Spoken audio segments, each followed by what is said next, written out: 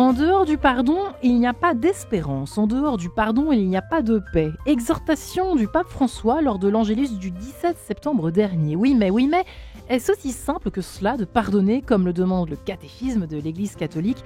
Attitude traduisant la capacité du cœur à tenir une offense pour non avenue, à renoncer à en tirer vengeance et à privilégier l'amour sur la revanche. Oui, mais est-ce toujours aussi simple que cela de privilégier l'amour sur la revanche quand on ne s'appelle pas Dieu et que notre être s'est senti trahi, abîmé, voire pire? Comment tout simplement commencer à pardonner? Question que je vais poser à mes invités aujourd'hui dans cette émission Quête de Sens sur Radio Notre-Dame et sur RCF.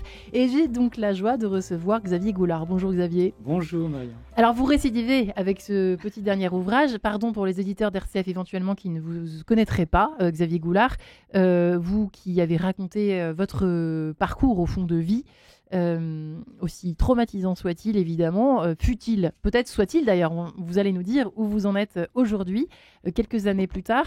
La méthode simple pour commencer à pardonner chez Artege, c'est votre dernier livre. J'ai presque envie juste de vous demander pourquoi avoir écrit par-dessus l'autre, si je puis dire, cet ouvrage, une sorte de méthode. C'est drôle de ne pas avoir commencé par celui-là pour finir sur l'autre. Eh bien, c'est un peu de votre faute. Ah, c'est pas possible, Voilà. C'est encore de ma faute. C'est un peu de votre faute. Après l'écriture du premier, vous êtes la première à m'avoir invité. Et je me rappelle très bien de cette conversation au téléphone où vous m'avez dit, voilà, j'aimerais vous inviter pour une émission sur le pardon. Et je me dis, mais c'est bizarre parce que dans mon premier livre, je ne parle pas du pardon. Ouais, c'est vrai. Alors en effet, le pardon transpire sur tout le livre. Mais mon premier livre était un livre très factuel. J'ai voulu ne pas donner de méthode, ne pas donner de comment on fait pour. C'est voilà ce qui m'est arrivé de pire, et voilà ce qui m'est arrivé de meilleur. Donc, et ce qui a transpiré tout au long de ce récit, c'est en effet le pardon. Ouais. Et ensuite, c'est pas moi qui ai choisi d'écrire sur le pardon. Je crois que j'étais trop timide sur ce sujet. Et je vous répète, on peut le comprendre, parce que vous voilà. allez nous raconter pour la énième fois votre parcours, Xavier Goulard, pour les auditeurs surtout qui ne vous connaissent pas encore. Mais effectivement, oui, le mot pardon était effectivement inexistant dans votre précédent livre. On comprend à quel point ça a dû être délicat et difficile pour vous de même d'écrire celui-là. Oui, alors, du coup, celui-là, après votre émission, et puis d'autres, mon éditeur m'a dit, il serait peut-être temps d'écrire sur le pardon. C'est vrai que j'ai été très réticent, parce qu'en réalité, dans mon parcours, j'ai pas eu le temps de m'occuper du pardon. Vous n'avez pas eu le temps? Non, j'ai pas eu le temps. Il a fallu que je m'occupe de prendre soin de moi. Parce que la maltraitance de l'enfance avait engendré des souffrances telles, une maladie psychosomatique qui m'a fait horriblement souffrir pendant 50 ans. J'en ai 65, donc ça fait 15 ans que je suis tranquille. Donc il a fallu d'abord que je m'occupe de ça. Et c'est dans la manière dont je me suis occupé de mes propres souffrances que j'ai perçu à la relecture et au moment de l'écriture de ce livre que je m'étais en effet préparé à recevoir le pardon. À recevoir, voilà. Car le pardon se reçoit. Alors pardonnez-moi pour cette présentation un petit peu longue. Nous sommes également en compagnie de Vincent de la Morandière. Bonjour Vincent. Bonjour Marie-Ange. Alors vous êtes un peu Monsieur Pardon, vous venez souvent sur ces questions, en tout cas du rapport à la culpabilité dans cette émission. Vous êtes déjà venu à plusieurs reprises. Encore une fois, pour les auditeurs qui ne vous connaîtraient pas encore, vous êtes avocat pénaliste depuis 20... en tout cas, vous vous intéressez au droit depuis 20 ans. Vous êtes avocat pénaliste depuis combien d'années maintenant? 14 ans. 14 ans, donc quasiment, oui, pas loin de 20 ans. J'ai commencé à travailler en prison auprès d'un public assez difficile, c'est-à-dire les SDF incarcérés, c'est-à-dire un public de toxicomanes souvent, en 1999. Mais c'est vrai que je dis monsieur, pardonnez-moi de vous présenter ainsi, mais c'est vrai qu'en fait, dans votre métier, j'imagine que même ce mot, à mon avis, doit apparaître assez rarement dans les conversations et les échanges, même au tribunal, vous allez nous le dire, mais en fait, il y a quand même, de près ou de loin, des choses qui touchent, qui frôlent cette histoire du pardon, ou cette démarche peut-être, non? Alors en fait, c'est un mot non dit, si on peut s'exprimer ainsi, c'est-à-dire qu'on n'en parle pas. C'est pas le sujet. C'est pas le sujet, parce que vous devez défendre des personnes justement pour ce qui leur est arrivé. Mais par contre, c'est une réalité qui est derrière, qui est omniprésente. Et puisqu'en fait, le point commun, le point de départ du procès pénal, c'est la faute pénale. Et dans un procès pénal, globalement, il y a deux camps. C'est-à-dire, il y a les victimes et il y a les auteurs. Et donc, dans les deux cas, il y a soit un pardon à recevoir, soit il y a un pardon à donner. Mais c'est sûr que sur le procès pénal, si quelqu'un disait je vous accorde mon pardon, ça pourrait faire un certain froid, c'est-à-dire au sens même de ok, merci, mais c'est pas le sujet. On cherche à établir une culpabilité pénale et éventuellement, en cas de culpabilité, une réparation pénale d'infraction, si vous voulez, du préjudice qui... Donc, a priori, c'est pas lieu. En réalité, mais on aura le temps d'en parler, je pense que quand on oublie un peu la querelle des mots et puis l'attrait à ces mots de surface, parce que j'ai peur, moi, que le mot pardon soit un mot de surface, il y a des réalités qui sont profondes et qui touchent à la question du pardon. Haïr Dieu que c'est bon, et oui. Et peut-être faut-il passer par cette phase de haine, je ne sais pas, de revanche peut-être, on pourrait dire, Xavier Goulard, pour commencer à pardonner, puisque c'est quand même le titre de votre livre. Oui, absolument. Haïr, c'est assez sain. Ça veut dire qu'on a conscience du mal qu'on nous a fait. Ça, c'est une première chose. Cesser de haïr trop vite, mettre une blessure... Parce que, bon, que les choses soient claires, moi j'ai écrit un livre du côté de la victime. Même s'il peut y avoir une lecture à double foyer, quand on parle de la victime, on parle aussi de l'agresseur. Mais moi, je me suis surtout occupé de la victime. La victime qui va mettre de côté trop rapidement, comme il m'est arrivé de le voir, j'ai vécu tel drame, je l'ai mis de côté, puis ça ressort 15, 20, 30 ans après. C'est ce qu'on est en train de vivre à longueur de médias aujourd'hui. C'est assez mauvais. Parce que c'est dû aussi à la pression sociale, à la pression des familles.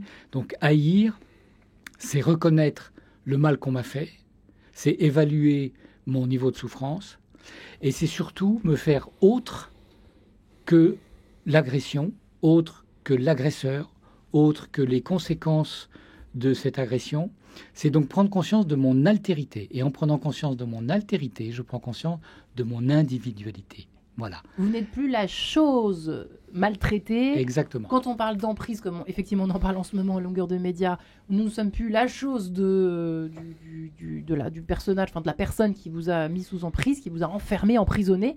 Vous êtes quelqu'un d'autre qui reconnaît avoir été donc piégé, sous emprise, maltraité, comme vous le fûtes vous-même, Xavier Goulard. Il faut respecter absolument cette phase. Si il faut respecter cette phase, et il n'est pas dit qu'elle vienne tout de suite. Moi, j'ai attendu l'âge de 40 ans pour dire que j'avais été un enfant maltraité. Il faut attendre. Parce que la pression est telle, mais en tout cas, il ne faut pas bannir le fait de haïr. Donc oui, le catéchisme nous dit il faut pas entrer dans la vengeance, etc. Mais haïr, s'accorder de haïr, en réalité, c'est s'accorder de prendre conscience du mal qu'on nous a fait. Est-ce que vos cheveux... Et ce qui n'est pas si évident. Oui, on est bien d'accord. Et est-ce que vos cheveux ne se sont pas hérissés sur votre tête, Vincent Lamorandière, avec cette définition... Vous l'aviez déjà lu, cette définition du catéchisme de l'Église catholique? Non, elle est intéressante. Elle est intéressante. Je l'ai découvert donc, dans le livre de Xavier Goulard. Et je cherche le terme précisément que je voulais soumettre à votre sagacité. Une offense pour non-avenue. Oui, mais c'est lunaire. Mais ça, en fait, mais c'est effectivement. Ça, effectivement, ça c'est le premier point, à mon avis, qui pose vraiment question. Les deux autres, on peut comprendre. Le premier point, tenir une offense pour non-avenue, c'est pas acceptable. Au sens, c'est encourager et confondre la logique du pardon et la logique du déni. On sait très bien que avant de pardonner, il faut que justice soit faite. C'est vraiment quelque chose de base. Je pense que le pardon peut commencer à tout moment, bien sûr, dans le cœur de chacun. Mais ça n'a de sens, in fine, que quand justice est faite, quand le déni est évité. Et effectivement, je suis d'accord avec Xavier Goulard quand il dit, en fait, haïr, c'est une étape nécessaire. Ok, d'accord. Par contre, c'est pas une étape suffisante. Il faut passer au-delà. Et moi, en fait, je vais vous dire... Déjà, la première chose, c'est que je m'aperçois que quand vous êtes au service du procès pénal, d'une partie dans un procès pénal, vous êtes toujours un peu confronté à des obsessions, à des récits qui enferment chaque partie, que ce soit une victime au sens de la justice ou que ce soit un auteur au sens de la justice. Il y a toujours des faits qui sont douloureux et qu'il faut arriver à penser, des cicatrices qu'il faut arriver à porter, à guérir. Mais la réalité, c'est que nos clients, quand on les reçoit au début, sont très souvent enfermés complètement dans un récit. Soit un récit victimaire, même quand ils sont côté auteur, en disant mais j'ai été victime d'une cabale, ça s'est pas passé comme ça, il y a des justifications. Soit enfermés, si vous voulez, dans un regard très partiel sur ce qu'ils ont fait.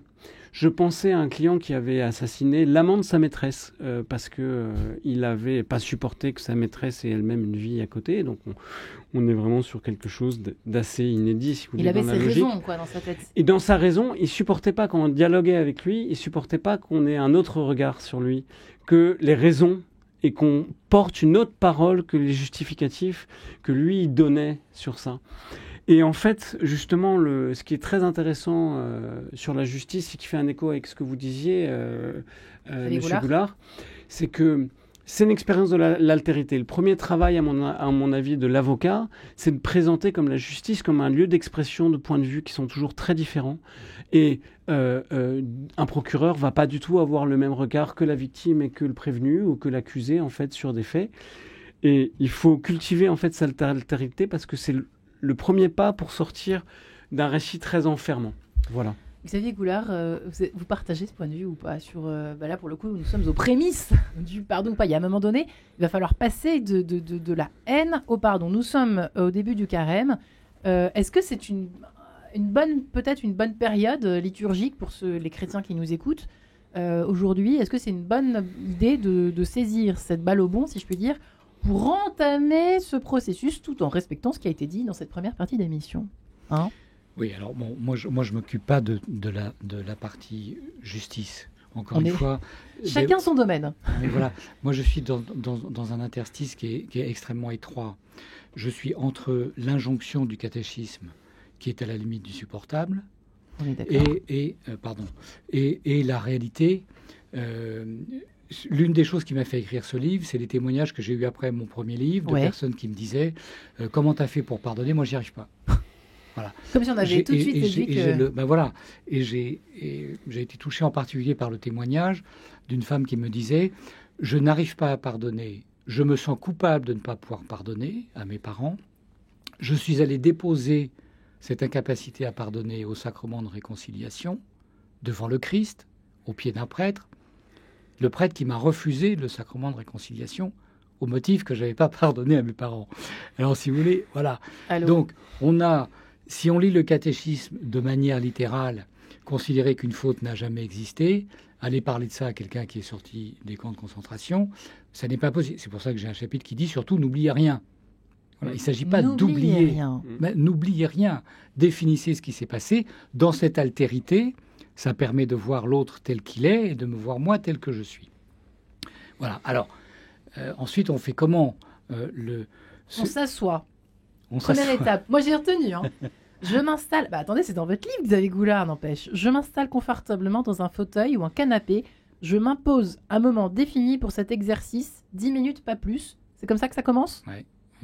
On continue? Oui. Alors, je prends le temps de sentir simplement la position de mon corps. Ça va plaire à Vincent Lamorandière. Avec le canapé ou le fauteuil qui me reçoit, les yeux fermés ou mi-ouverts, une attention simple au ventre qui se gonfle et se dégonfle comme un petit ballon. Suffit à prendre conscience de ma respiration. Libre à chacun de chercher des tutos sur le sujet, dites-vous évidemment, etc. etc. Il faut d'abord, dans un premier temps, quand on n'a jamais commencé une once de parcours, soit de résilience ou de guérison, quand on vient de sortir du déni, première étape, il faut se reconnecter à son corps. C'est la première chose qui est importante à faire, Xavier Goulard, pour vous ou pas? Oui, parce que juste après la haine, il risque d'y avoir une rumination. C'est ce que vous expliquez, maître. C'est-à-dire qu'on en reste au récit victimaire. Et donc, de ça, il faut sortir. Et pour en sortir, eh bien, la rumination du mental, j'ai pas inventé le fil à couper le beurre, hein. On en parle à longueur de coaching. Pour parasiter la rumination du mental, il faut revenir à la paix du corps. La conscience que j'ai des micro-ressentis de mon corps assis dans un fauteuil en silence, ce qui n'est pas forcément facile pour tout le monde, hein, eh bien, ça peut renvoyer une paix à l'esprit. Il y a une autre manière pour éviter de ruminer, c'est de continuer de ruminer, mais sur un sujet différent. Et en l'occurrence, la rumination, je suis chrétien, je suis carme séculier, amoureux de la spiritualité du Carmel. La rumination sur un sujet qui concerne le regard qu'on porte vers le Christ, sur une prière, c'est aussi une manière de parasiter la rumination. Voilà. C'est, vous savez, on voit en ce moment que pullulent des coachs de vie qui nous expliquent ce qu'est la confiance en soi. En réalité, on risque le narcissisme, à chercher en permanence une confiance en soi. Moi, je suis chrétien, je ne peux pas faire autre chose, de par mon expérience. Vous rappeliez mon premier livre. Qu'est-ce qui a fait que je m'en suis sorti? C'est que j'ai posé mon regard sur un autre que moi. Je n'ai pas cherché à avoir confiance en moi, j'ai cherché à avoir confiance en Dieu. Et c'est Dieu qui m'a donné la confiance. Et c'est lui qui m'a offert le don du pardon. Et c'est comme ça que j'ai pu pardonner. Donc là encore, il est question d'altérité. Si je tourne en boucle dans la haine et dans ma rumination sur ma propre histoire, il y a peu de chances pour que je puisse en sortir.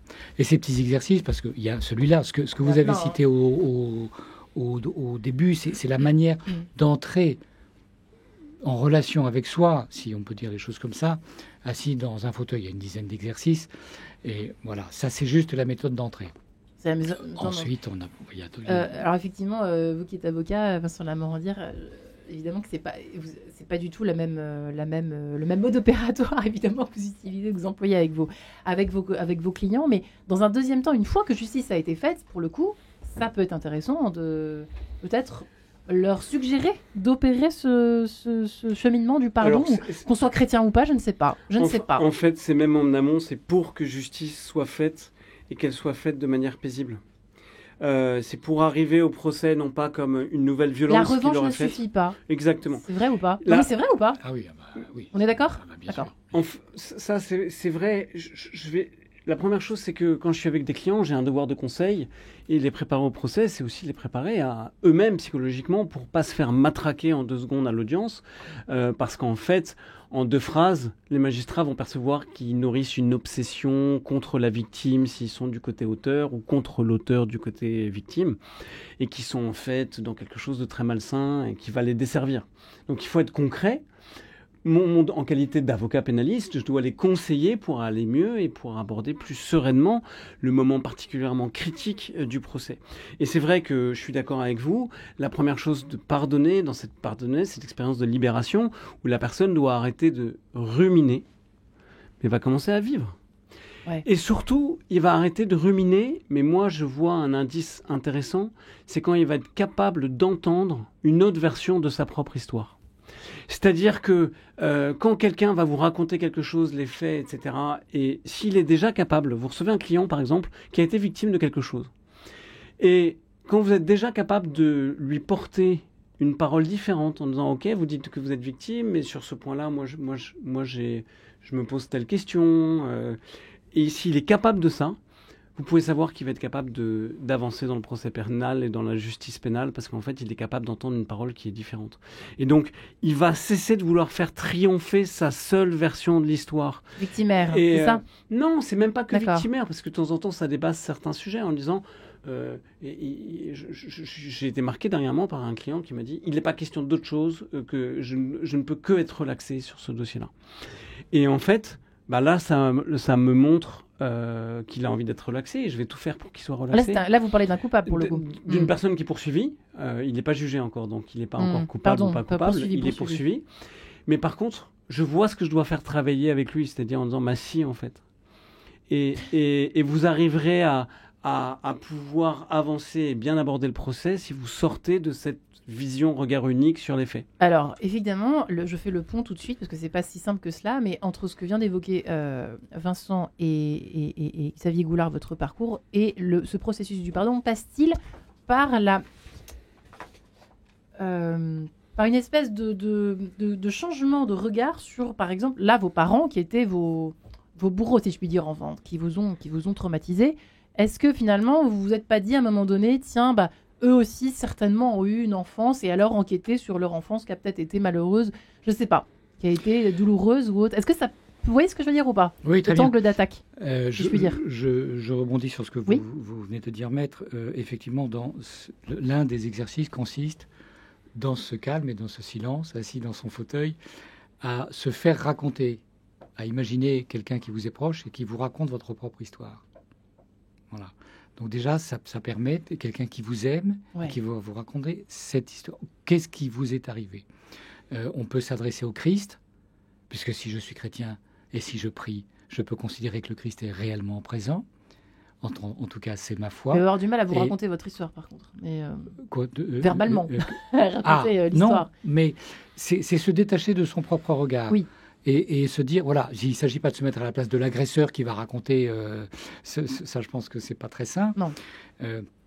À contrario de rester dans la victimisation, alors je vais être un petit peu grave, ma sœur cadette, elle, est restée dans cette victimisation, dans la rumination, dans l'exigence d'une reconnaissance de sa souffrance. Il faut bien comprendre qu'on n'est jamais reconnu à la hauteur de sa souffrance, parce que la sœur jumelle de la souffrance, c'est la solitude. On ne peut pas partager la totalité de sa souffrance. Et ma sœur, qui s'est victimisée toute sa vie, elle en est morte. Elle a fait un cancer du pancréas un jour, et elle en est morte en quelques mois. Elle n'a donc impossibilité absolue de pardonner, impossibilité de regarder ses parents tels que moi j'ai eu la grâce de pouvoir les regarder. Mais encore une fois, je dis que c'est une grâce, j'ai pas fait ça volontairement. C'est pas un effort. C'est parce que je me suis jeté dans le regard de Dieu qu'un jour j'ai pu recevoir cette grâce inouïe de voir mes parents différemment, en tant que ce qu'ils sont, c'est-à-dire déjà des êtres blessés, et blessés par le mal qu'ils ont fait eux-mêmes aux autres. Vous voyez, et ce regard-là, on ne peut pas le calculer. C'est pour ça que, d'une certaine manière, l'Évangile ou le catéchisme nous donne quelque chose à atteindre qui est impossible, mais ça n'est possible que si on a entendu préalablement le Christ nous dire « En dehors de moi, vous ne pouvez rien faire ». Parce qu'elle est là, la clé. En tout cas, pour moi, la clé, elle est là. Eh bien, De Lalande, que chante-t-il, De Lalande? Cet extrait de Docebo e Nikos, si vous le permettez. À tout de suite.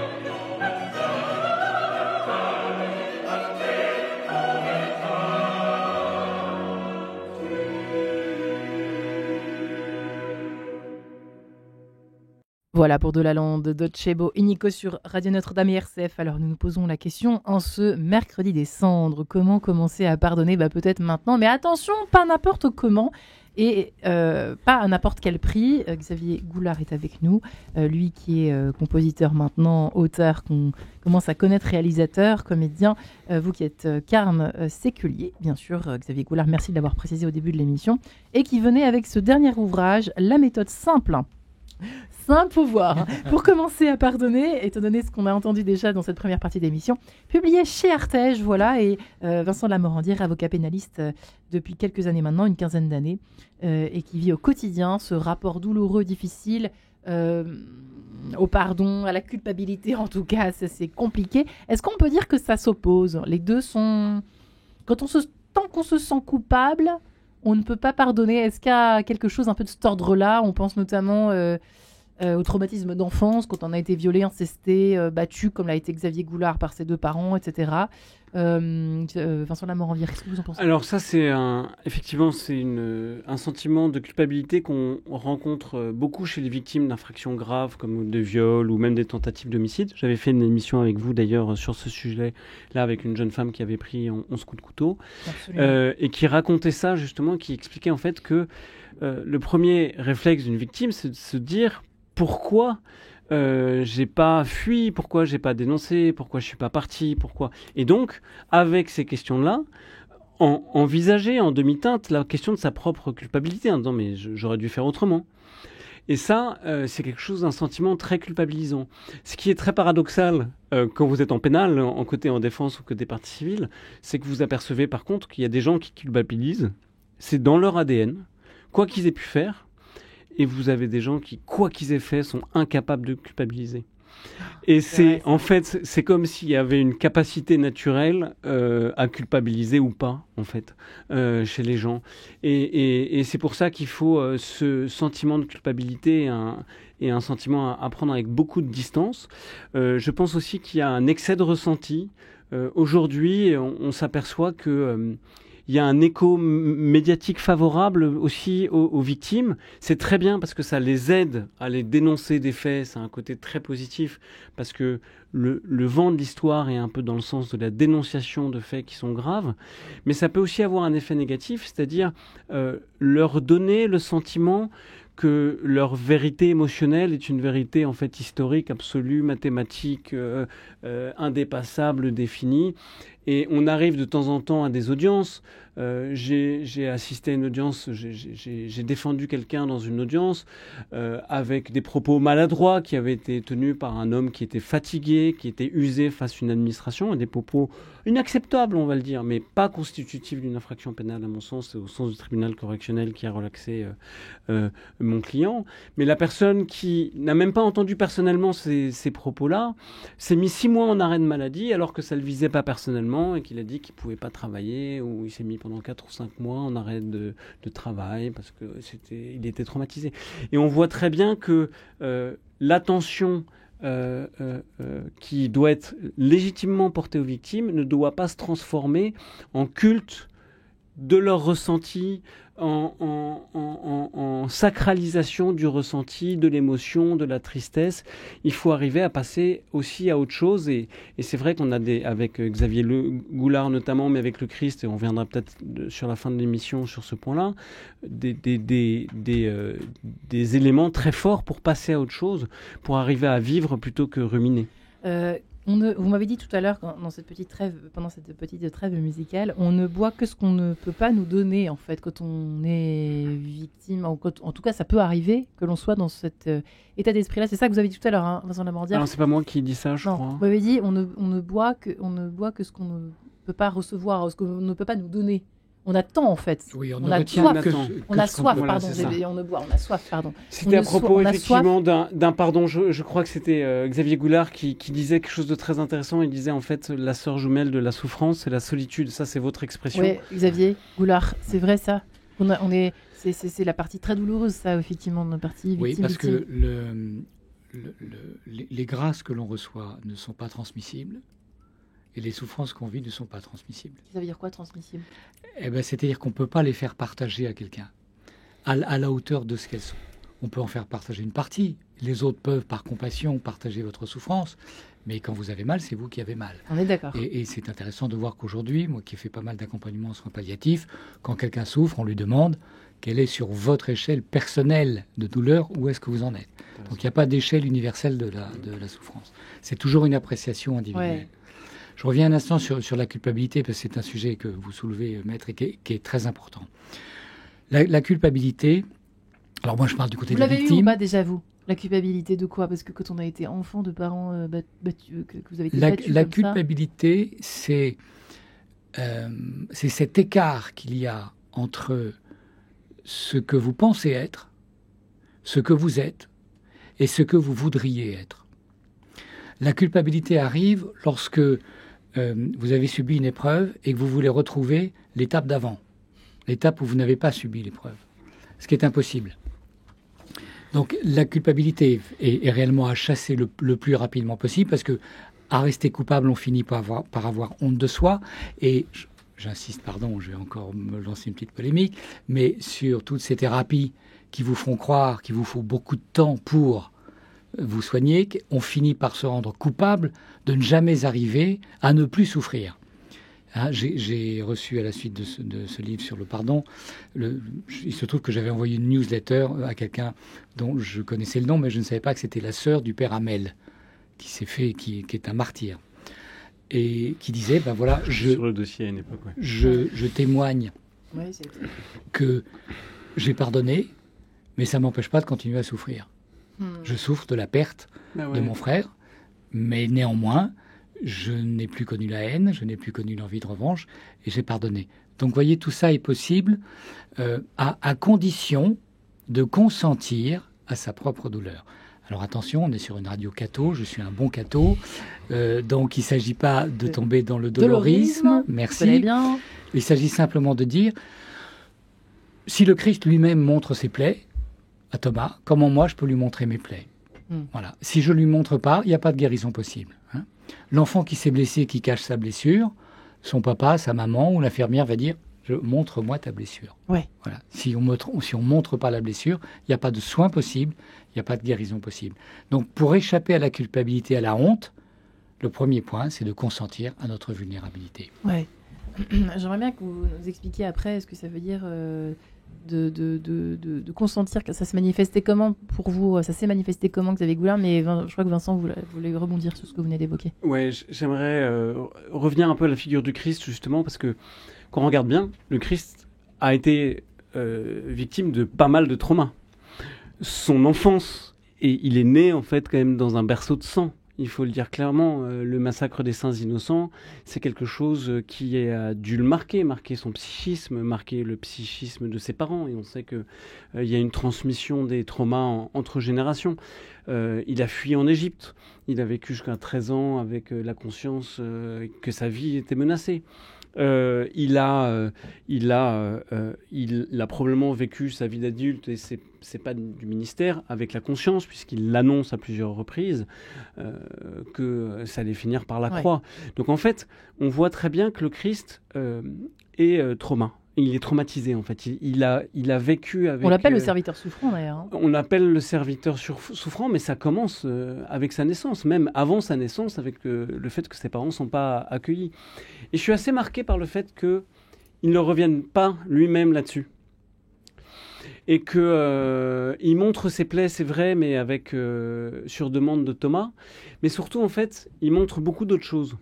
Et je crois que le chemin du pardon de mon côté, qui est un chemin de libération, et à mon avis c'est presque synonyme de certains côtés, parce que c'est couper une emprise, l'emprise d'un fait passé, ou couper l'emprise d'une personne qui vous a fait du mal, ou couper l'emprise d'un imaginaire, parce qu'il y a des gens qui ont besoin de pardonner des faits qui sont un peu imaginaires, qui ne sont pas vraiment passés, ou qui sont passés autrement, qui reconstruisent une histoire. Ouais. C'est consubstantiel. On est tous un peu comme ça, hein, d'ailleurs. On est tous un peu comme ça.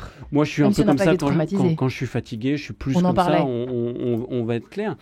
Mais le Christ, en fait, passe son temps à montrer un chemin d'élévation de la conscience. C'est-à-dire qu'en fait, pour se libérer de quelque chose, il montre d'autres façons d'appréhender le problème. Ouais. Et les béatitudes, bien sûr, ça en est, puisqu'il montre une autre façon de relire sa propre histoire avec la question des béatitudes. C'est bien qu'il a une conscience supérieure. Les textes d'hier étaient assez rigolos, parce que les disciples étaient en train de s'engueuler parce qu'ils n'avaient pas pris de pain sur la barque. Et le Christ est en train de dire, mais comment ça se fait que vous n'ayez toujours pas compris ? J'ai déjà fait 2 multiplications des pains. La première fois, il y avait 5000 personnes. La deuxième fois, il y avait 4000 personnes, etc. Vous n'avez toujours pas compris, en fait, que peut-être que votre inquiétude sur l'instant T, sur l'événement, en fait, peut être diluée, on va dire, en tout cas être remise en cause par la conscience de ce que je suis, ce que je peux faire, etc. Et on voit que le Christ, en fait, passe son temps à apporter une autre conscience qui élève. Et moi, je suis persuadé qu'en thérapie, dans certaines thérapies qui partent sur le corps notamment, il y a des postulats, je parle du body talk, qui est une thérapie un peu ésotérique, il faut être clair. Ils disent un problème qui s'est résolu à un certain niveau, qui s'est réalisé à un certain niveau de conscience, ne peut être soigné ou guéri ou solutionné qu'à un niveau de conscience qui lui est supérieur. Et je pense que c'est quelque chose d'intéressant. Et je crois que dans l'Évangile, on voit que le Christ passe son temps à... Bien sûr, il dit qu'il faut pardonner, mais surtout, il nous montre par son attitude et par l'élargissement du champ de conscience comment on peut sortir de l'enfermement, de la prison du ressenti. Voilà. Ouais, Xavier Goulard, on a une information sur la définition du... En fait, parce que là, c'est l'Église catholique, le catéchisme, et Jésus. En fait, s'il y avait une définition du pardon, j'aimerais bien savoir, moi, laquelle ce serait. Il faut qu'on essaie de lui demander. Écoutez, vous lui parlez toujours, tous les jours, alors allez-y. Moi, je lui parle, mais lui, il ne me parle pas tous les jours. en tant que carme séculier, j'ai fait 3 promesses, dont la promesse de pauvreté, laquelle s'appuie sur les béatitudes. Et la première d'entre elles, « Heureux les pauvres d'esprit, le royaume des cieux est à eux ». Et le mot le plus important pour moi, c'est pas le mot pauvre, ni le mot heureux, c'est le mot est. C'est le verbe être au présent. À me reconnaître comme vulnérable, si vous voulez sortir de tout ça, consentir à ma vulnérabilité, ça ne vaut que si je regarde ce quelqu'un d'autre qu'est le Christ. Oui, parce que sinon, c'est pas très utile, hein. C'est pas très intéressant en fait. Voilà. Alors ça passe, oui, par le ressenti. Il faut à un moment donné passer par le ressenti. Lorsque Saint Jean de la Croix dit Dieu est le plus profond centre de l'âme, Oui. L'âme, c'est l'être tout entier. Donc c'est corps et esprit. Voilà, donc ce Dieu qui est le cœur de ce que je suis, à un moment donné, si j'entre en relation avec lui, et c'est tout l'objectif de ma vie de carme séculier, du fond du cœur, du fond de l'âme, va émerger possiblement la grâce du pardon. Ouais. Voilà, donc il n'y a pas de consentement à ce que je suis sans porter en même temps le regard vers celui qui est autre que moi et de qui je me reçois. Je me reçois de Dieu. Je suis vivant parce que Dieu est le plus profond centre de mon âme. Il habite chacune de mes cellules. Donc c'est à lui de faire le boulot. Mais il y a quand même, est-ce que ce qu'il y a de plus difficile, c'est une question que je vous pose, Xavier Coulard, qui êtes passé par la période traumatisante et pendant plusieurs années en plus, le fait de ne pas savoir pourquoi vos parents ont fait ça, est-ce que c'est très dur? Est-ce que ça fait partie des choses les plus difficiles à pas effacer, mais en tout cas à oublier non plus? Mais j'arrive même pas à trouver le mot. Vous voyez ce que je veux dire? Oui, enfin, disons que j'ai pu trouver une explication. Mais cette explication, elle a trouvé son accomplissement dans cette grâce, un jour que j'ai reçue pendant une liturgie, de voir mon père en tant qu'enfant de Dieu, aimé par le Christ, qui m'a fait participer à ce regard-là, sans que moi j'y puisse quoi que ce soit. Oui, l'une des raisons, je pense qu'elle est double, c'est que il se trouve, c'est une expression qui est très à la mode aujourd'hui, mais il se trouve que mes 2 parents étaient, je l'ai su bien plus tard, des pervers narcissiques. Ouais. Et le principe du pervers narcissique, c'est qu'il fait porter sur l'autre, sur sa proie, les souffrances qu'il n'a pas réglées lui-même. Voilà. Alors, j'ai eu beau me dire ça, j'ai eu beau expliquer ça, ça pardonne pas forcément directement le fait qu'ils m'ont frappé et que, d'un point de vue psychologique, ils ont tenté de maltraiter leurs 3 enfants jusqu'à leur dernier souffle, que j'ai pourtant accompagné. Donc, ce qui a, non pas ce qui a légitimé, mais l'une des causes, c'est leur propre blessure. Une mère qui a perdu sa maman à 12 ans, son père à 18, un père qui s'est fait frapper lui-même par ses parents et qui est devenu maltraitant. Ouais. Hein. J'ai senti, moi, un jour, le moment où je risquais de devenir maltraitant à mon tour. Bon, ce jour-là, voilà, il se trouve que j'ai vu, au moment où j'allais, moi, frapper ma propre fille, j'ai vu mes parents me frappant. Et ça m'a guéri à vie. Voilà. Wow. C'est comme si j'avais le choix. C'est comme si on m'avait dit, tiens, regarde, t'as le choix.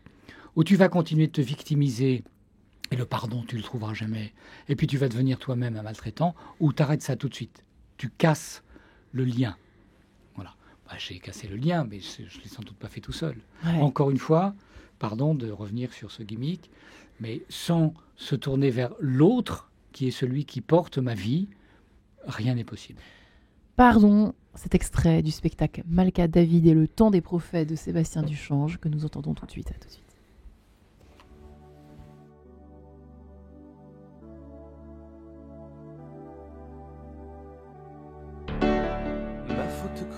Un abîme devant moi, je suis brisé, ne me repousse pas.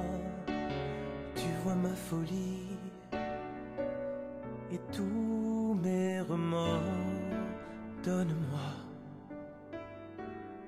de revenir à ton port. Pourquoi ce mot reste au fond de moi?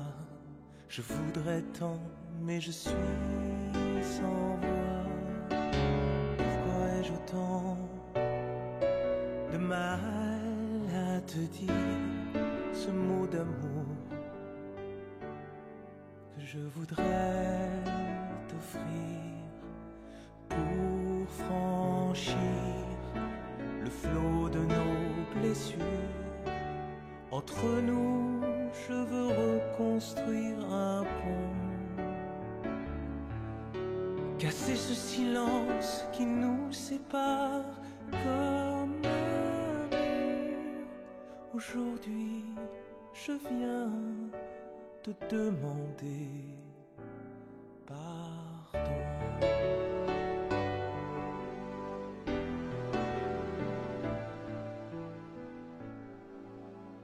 Le monde tombe sous un manque d'amour de ces gens qui cherchent en vain un secours devant les mensonges et les trahisons changeront leur vie en s'échangeant ce ton.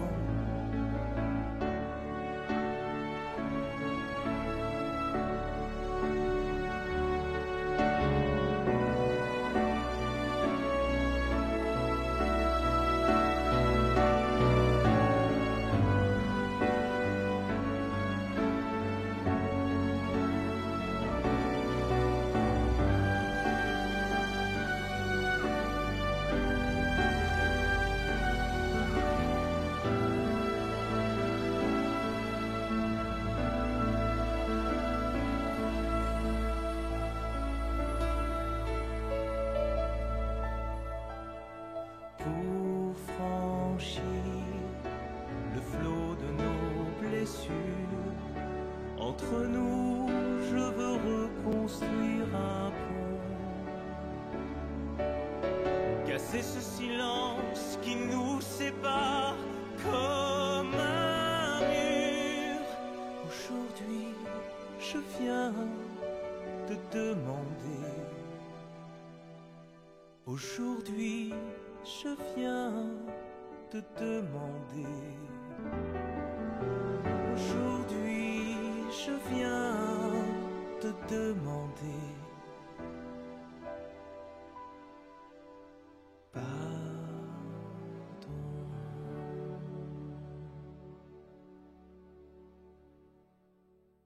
Pardon, c'est un extrait du spectacle Malka, David et le temps des prophètes, Sébastien Duchange sur Radio Notre-Dame et RCF. Alors, en ce mercredi des cendres où nous nous posons la question, on a troqué la Saint-Valentin que nous confions à nos collègues et confrères d'RCF également.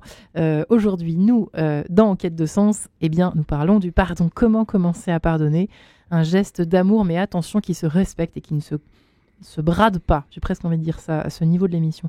Nous sommes en compagnie, les amis, de Xavier Goulard, compositeur-auteur, qui vient avec son dernier ouvrage, La méthode simple pour commencer à pardonner. Lui qui a commencé à pardonner, a-t-il fini de pardonner? Je ne sais pas, il va nous dire, publié chez Artege, lui qui a subi de tellement mauvais traitements de la part de ses parents pendant des années et des années, qui est également carme séculier, Vincent de la Morandière, qui est avocat pénaliste depuis 20 ans et qui nous raconte depuis 15 ans et qui nous raconte effectivement sa vision des différentes étapes à respecter effectivement, selon lui, de la trahison, du sentiment de trahison jusqu'à la rémission. Je ne sais pas comment est-ce qu'on peut dire ça. On parle de résilience aujourd'hui d'ailleurs. Je ne sais pas si ce mot résonne pour vous deux, les amis. Fort, ouais. Vincent de la Morandière ? Oui, je trouve que c'est un mot qui est très fort parce qu'en fait, c'est une vraie passion. C'est-à-dire comment on fait pour continuer à vivre et aller bien alors qu'on a vécu un trauma. Et c'est une question qui concerne in fine tout le monde.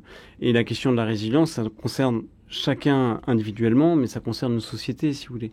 On voit bien MeToo, l'après V13, les attentats, une société qui a été marquée par le terrorisme. En fait, tu as une obligation à la résilience. Et ça, c'est une obligation qui est à la fois personnelle et une obligation sociale. Et ça a été très largement développé, vulgarisé par Boris Cyrulnik, bien sûr, qui est un grand nom en termes de résilience. Mais c'est sûr que la résilience, elle passe, à mon sens, aussi par un travail du corps. Et c'est vrai que le pardon, à mon sens, touche les corps in fine. C'est-à-dire que on voit très bien quand quelqu'un, vous savez, passer une journée dans une salle d'audience correctionnelle, allez au tribunal judiciaire de Paris, par exemple, à la 23e chambre, vous allez voir les visages les mains des gens qui sont jugés ou des gens qui ont été victimes de violences, etc. On sent qu'en fait, les émotions, le poids des années, le poids de la souffrance s'inscrit dans le corps, s'incruste dans le corps. Certains disent même que ça passe avec l'ADN et de génération en génération. C'est-à-dire qu'il y a des souffrances, en fait, non dites, non thématisées, non verbalisées, non conscientisées, des parents qui vont affecter de manière lancinante et cacher, en fait, les enfants. Et ça, moi, je crois beaucoup à ça, et c'est pour ça aussi que j'ai l'impression que pour accompagner le travail du pardon, qui est un travail de libération, il faut aussi toujours partir du corps. Alors, il y a plein de façons, on est dans une époque formidable. Oui, avec des milliards d'outils. Des milliards d'outils pour travailler sur le corps. On est bien d'accord. Xavier Goulard, effectivement. Partir du corps, c'est bien, mais on parlait tout à l'heure de phases, c'est le thème de votre livre, mais de phases à respecter. Et vous, la plus difficile étape à dépasser, ça a été laquelle dans ce cheminement? Maintenant, alors vous n'avez toujours pas répondu à la question, est-ce que vous êtes arrivé au bout du pardon ou pas? Oui. Mais laquelle a été d'abord là, ouais. Oui, Qu'est-ce qui était le plus difficile? Sinon, je n'aurais pas écrit ce livre. On est d'accord. Je n'aurais même pas écrit le premier. Si j'avais pas pardonné, et si le pardon, et si vous m'avez invité dès le premier pour parler du pardon, c'est qu'il a transpiré tout le long. Je n'aurais pas pu écrire, je n'aurais rien pu dire si je n'avais pas pardonné. Mais ce pardon, tout ce que j'ai fait, tout ce que j'ai écrit depuis, tient à ce tout petit événement où j'ai pu regarder mon père avec les yeux du Christ. Voilà, ça tient qu'à ça. Alors le corps, moi je dis, j'en ai essayé des trucs. J'en ai essayé des trucs. Entre les charlatans qui m'ont promis je ne sais quoi, le yoga, l'aïkido, la natation, j'aurais pu essayer l'haltérophilie aussi. Ça ne m'a pas empêché de vivre cette maladie qui m'a fait horriblement souffrir pendant 50 ans. Donc, le travail sur le corps... C'est une maladie du traumatisme, vous voulez dire, ou cette maladie somatique générale que la médecine n'a jamais réussi à soigner, des crises de 40 minutes où je me tordais de douleur, qui ne trouvaient aucune cause médicale. J'étais en bonne santé. D'accord. Voilà. Sauf que j'avais ces crises à répétition qui ont handicapé ma vie. Qu'est-ce qui m'en a sorti? C'est pas le yoga, c'est pas les thérapeutes du corps, c'est une fois de plus le Christ. Je regrette, mais c'est le Christ. J'ai reçu le sacrement de guérison, j'ai guéri. Ouais. Voilà. Alors effectivement. Mais la cicatrice est là encore. Ouf, les cicatrices, elles sont là. Non, je ne sais pas où elles sont. D'accord. Parce que quand une cicatrice tiraille, on peut se dire qu'il reste une partie. Non. Quand le Christ transfigure, il transfigure. Quand il guérit totalement. C'est-à-dire que non seulement j'ai vu mon père avec ses yeux, parce que de moi-même, je n'aurais pas pu porter ce regard-là, lorsque pendant une liturgie entière, pendant 1 heure, je peux quasiment dire que c'était une extase à voir cet homme, à l'aimer comme je l'ai aimé pendant 1 heure, de moi-même, c'était absolument impossible. Voilà, donc, encore une fois, c'est juste cet événement-là qui a fait que je peux écrire. Et là, vous êtes en train de nous dire, de répondre à la question que je vous posais tout à l'heure, à savoir, est-ce qu'il faut comprendre tout ce qui s'est passé de nos parents, nos grands-parents, pour aller mieux, ou est-ce que parfois, il faut accepter le mystère de ne pas tout connaître, tout savoir, l'origine des actes qu'ils ont commis envers nous, par exemple, première source de traumatisme dans la vie, en fait. Si j'avais écouté les psychanalystes, j'y serais encore. C'est ça que vous vouliez dire tout à l'heure, en fait. Oui. Hein. C'est bien, j'ai bien compris. Je veux dire, ça ne sera jamais. Ouais. C'est important de faire un minimum de travail. On est d'accord. Psychologique. On est d'accord. Il faut passer par là. Il faut prendre soin de soi. Je l'écris, je le dis sur 10 pages. Prendre soin de soi, mais dans la conscience que les hommes soignent. Voilà. Ils ne sauvent pas, ils ne guérissent pas. Ouais. Les hommes soignent. Très bien. Mais ils ne sauvent pas. Non, mais c'est... Oui, Vincent Lamant à dire. Alors, c'est... Je suis moins... J'étais très à l'aise avec tout ce qui a été dit jusqu'à maintenant. Je suis moins à l'aise avec ça parce que je retrouve dans ces propos l'expression très belle.